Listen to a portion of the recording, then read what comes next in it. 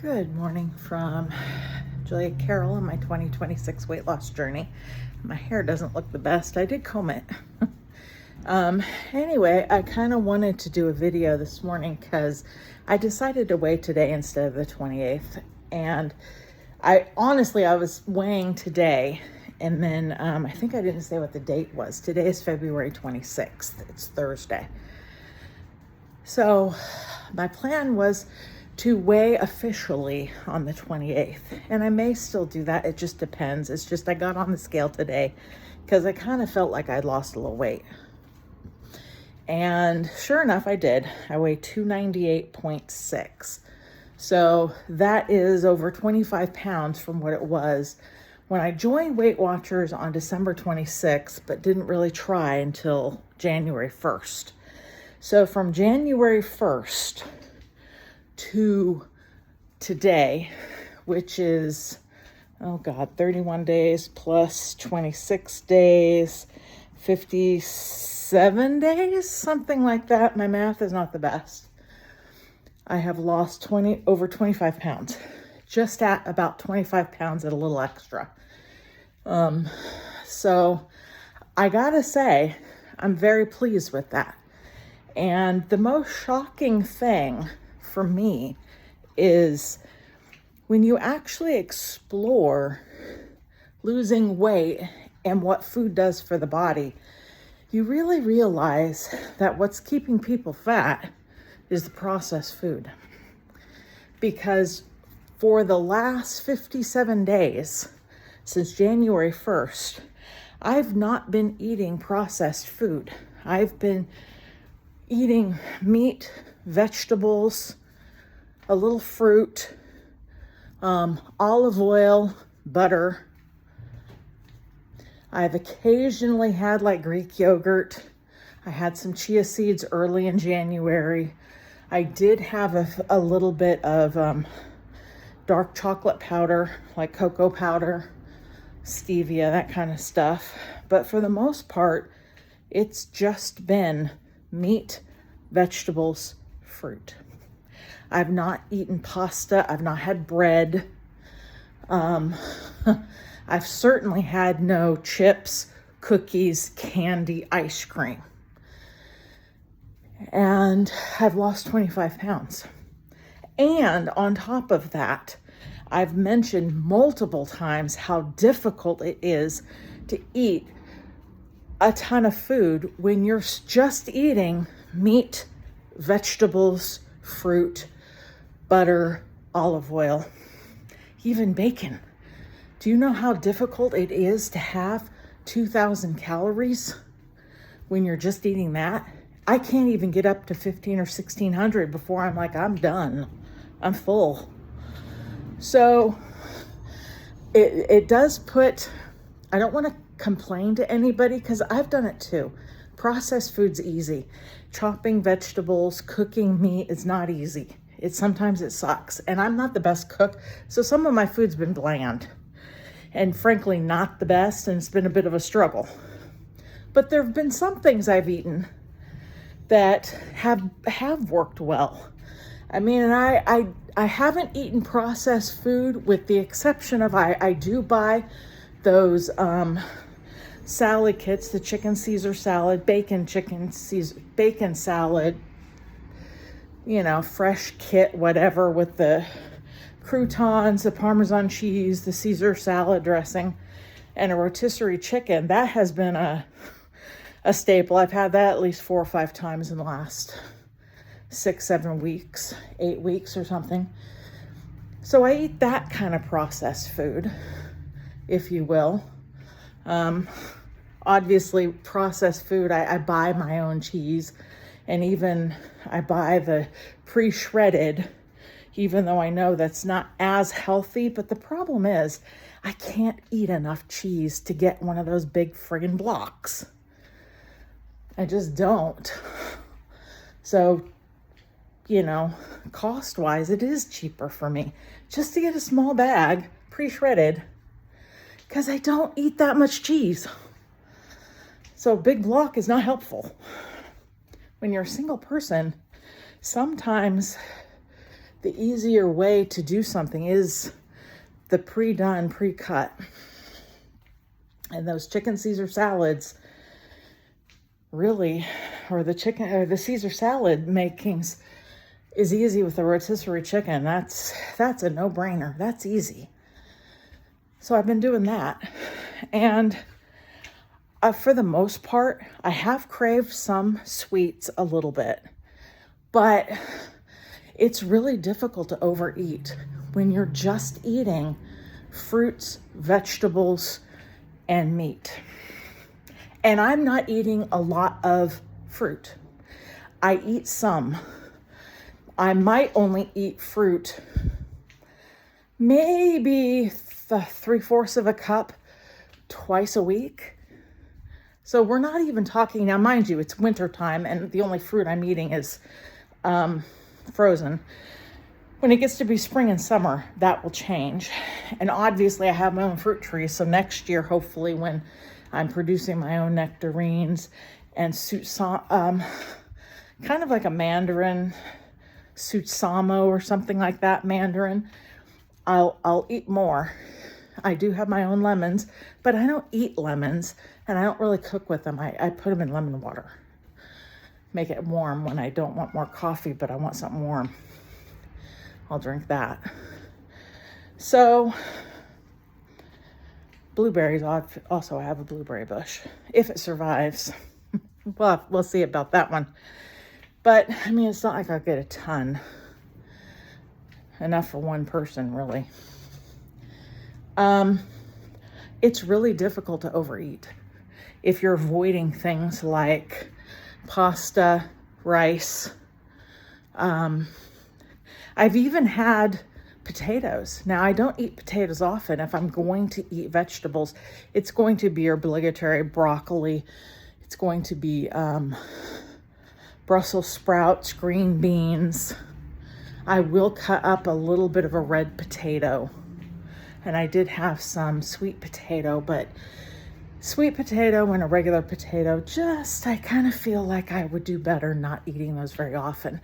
But it's one of those things that I think it's helpful to eat it occasionally, literally maybe once, twice a week, because I had read quite a bit or watched some people talk about, when you're on carnivore, ketovore, and I'm ketogenic, and I'm really not that, although my carbs are never really above 50. For the most part, they're more like in the 30s, with occasionally over 60, once or twice a week or over 60. And I think that might be what is helping me do really well, is not every day, maybe twice a week, the carbs are closer to 60 as opposed to 30. I think it gives me some flexibility. I think I enjoy it a little better. It's also, to some degree, vegetables are a good vehicle for extra fat. Just saying, I can't eat just butter. I don't like it well enough. But having green beans with some extra butter sure tastes good. And you could put a tablespoon of butter and half a cup, 3/4 of a cup of green beans, and you could even put a little bit of bacon in that, or I like to use Canadian bacon, crumble that up like you would regular bacon. And that's a real handy side dish. I've even eaten that once upon a time as main dish with lots of bacon in it. So those are things. In fact, I have some vegetables in the refrigerator now I ought to eat. They do include some potatoes. So I'm exploring what potatoes specifically do, because like I said, I want to grow potatoes. Even though I don't eat them much, I want to grow them. And I am going to grow my own carrots. I've been eating some more carrots. But some of the potatoes and the carrots that I'm going to grow, I'm going to use to make dog food. Because I bought, and frankly, my green beans and my yellow squash that I am growing as well will go toward dog food one day. Because I don't anticipate being able to eat enough of what it will produce for one person. And Lord knows, I'm not big into frozen vegetables. So part of my problem might be with this wanting to grow my own food is, no, I don't know what to do with it after I've grown it. How to store it, although I'm learning about how to cure potatoes so they last for several weeks. And I have a closet that it's dark and it's kind of cold. Even in summertime, I have a closet that stays cold. So I'm gonna clean it out, maybe get some wire racks and put my potatoes when they're grown on those to cure and store. Same with potatoes, same with the carrots. Keep them in there, maybe even in, I think they say you can put your carrots in like sand. And I've got sand because I needed the sand, play sand. I've got that because I needed it for my snakes enclosure. So I have play sand that I'm not using. But anyway, my shock is truly how much food 1,600 calories is when you're eating London broil, when you're eating chuck roast, when you're eating ground chicken, ground turkey, ground beef, when you're eating eggs, when you're eating Canadian bacon, when you're eating Brussels sprouts, broccoli, asparagus, green beans, when you're eating, frozen berries, and even heavy whipping cream in my coffee. I was doing that. I'm using half and half right now just for something different, but I don't skimp on the butter to make my vegetables. I don't often put butter in my eggs. Maybe I don't. But it's kind of shocking how much food that actually is. It's hard to overeat that. I've struggled sometimes just to get 12 or 1,300 calories when you're looking at beef, eggs, chicken, even chicken thighs, chicken breasts. It is difficult to overeat on that. And I don't want to criticize anybody else who's trying to lose weight. It's a struggle. And junk food, processed food, but especially the processed food like cookies, ice cream, candy, that kind of stuff. You just got to avoid that stuff. You really just have to avoid it. And I even avoid all, low calorie sweets. I just don't eat it. And it's been working a heck of a lot better for me just not to eat them. I will say some of the recipes I've learned from keto or carnivore have helped, and I want to get some cottage cheese and try the cottage cheese egg flatbread recipe that is going around, because I do miss bread. I do miss, especially as we move into spring and summer, I'm going to miss the bread, because I am a seasonal eater in that when it's cold, I like hot food. When it's hot, I like cold food.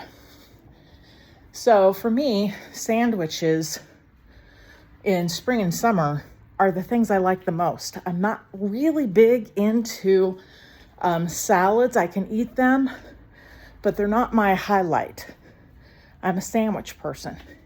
And if the cottage cheese, egg, a little salt, a little pepper, a little Italian seasoning can make like a flatbread that I could put, I could turn into a chicken Caesar pita flatbread sandwichy thing. I think that would be real handy, because I do like to make my own ranch dressing as well. And that would be good if you were to have, ground chicken patties, ground turkey patties, or even just buying lunch meat. I've done that. Make a sandwich out of it with a little bit of lettuce and tomatoes. And that's pretty tasty. I want to try that because I do believe in using a little bit of cheese as well. Now, the other recipe I've tried that has been shocking, and we're 15 minutes into this. Oh, wow. The other recipe I've tried that's deeply shocking that has worked has also helped me realize not every component of a dish is what makes the dish. By that, I mean pizza. Pizza traditionally, you got your dough, you have your pizza sauce, you have your cheese and your meats or vegetables, however you do it. I'm an all meat person. Personally, I don't really like vegetables on my pizza, and I prefer all meat, or at the very least, salami. Well, that recipe of using canned chicken as a base for pizza, actually, I've done that multiple times, and it has worked wonderfully because the pizza sauce, the cheese, and the salami is what makes me think of pizza, not the crust. So when I made a very thin pizza crust out of canned chicken, a little egg, a little bit of cheese in there to make it flat, pre-cook it so it's crispy, and then put, the tomato sauce. And I started using my own tomato sauce, just canned tomato sauce, no salt, where I add my own Italian seasoning, garlic powder, onion powder, salt, pepper. That works just as well for me. It's the flavor of pizza sauce without needing any sugar, and I control my own salt content. That has given me the psychologicalness of pizza, and I don't miss the crust. So pizza, something like that, could be a great thing to do as like a cheat night. So you're kind of cheating because salami can be high in fat. The cheese, Parmesan cheese, mozzarella cheese can be a little high in fat. So that wouldn't be something you'd want to eat every single day. I certainly don't want to. But honestly, on a cheat night, that might be a really good cheat meal. And you've cut the carb content down drastically by using like canned chicken to make. Now, I've tried it in the past with ground chicken. I can try it again, but I think I made it too thick. I need it much thinner, which is doable because now that I'm making my own dog food, I can buy a big thing of lean ground chicken or ground turkey and use most of it for the dog and cat to make their food, and then keep a little bit to make something like this. But I have just found that by these small little substitutions, allowing myself the cheese, the tomato sauce, the salami that hits the pizza note for me, I don't need the crust. And that shocked me. That has shocked me. One day I'm hoping I can go back to eating, a deep, rich chocolate, but so far I think that would be a very bad thing. I have tried the chia seed chocolate pudding, which is okay. It's okay. It didn't light up anything, but honestly, the chia seeds weren't the best thing I've ever eaten either. It's not like Jell-O pudding, despite what people want you to believe. It's not. It'll do in a pinch, but it's almost like, do I really want it? Maybe it'd be even better to get some non-fat Greek yogurt, put a little chocolate powder and stevia and see if that's better. Because honestly, the chia seeds, like I said, it was okay, but it was nothing to write home about. I haven't had it in weeks and don't miss it. So I don't know what that says.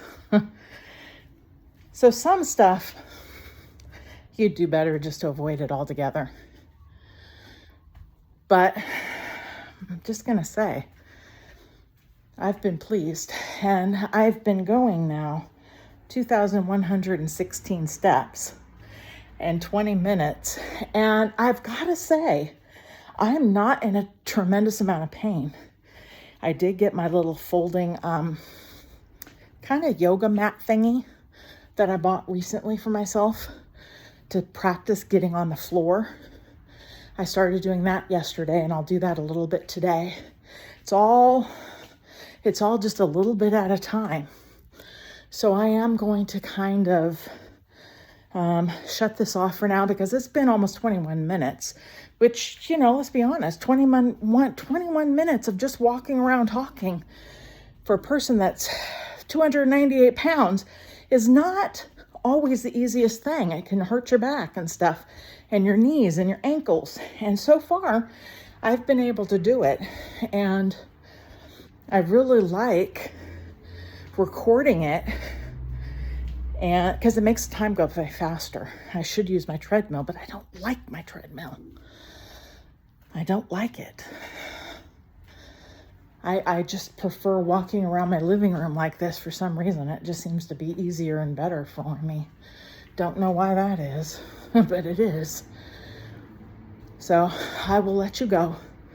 And I probably won't weigh again until, it'll be a week or 10 days. Hopefully I'll be a little bit lighter.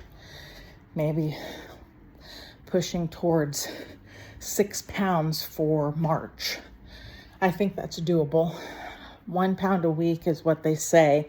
So it's splitting the difference between about 1.5 pounds a week, I would say. That should be ideal.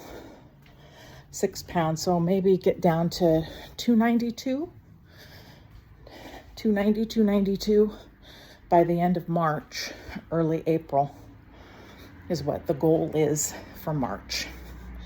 And my goal is to get myself up to 5,000 steps a day beginning March 1. And I'm well on the way to that today at 23:42. So almost halfway there. And I can do another 20-minute walk this afternoon after work. So I'll take care. From Julia Carroll and my 2026 weight loss journey. Bye-bye.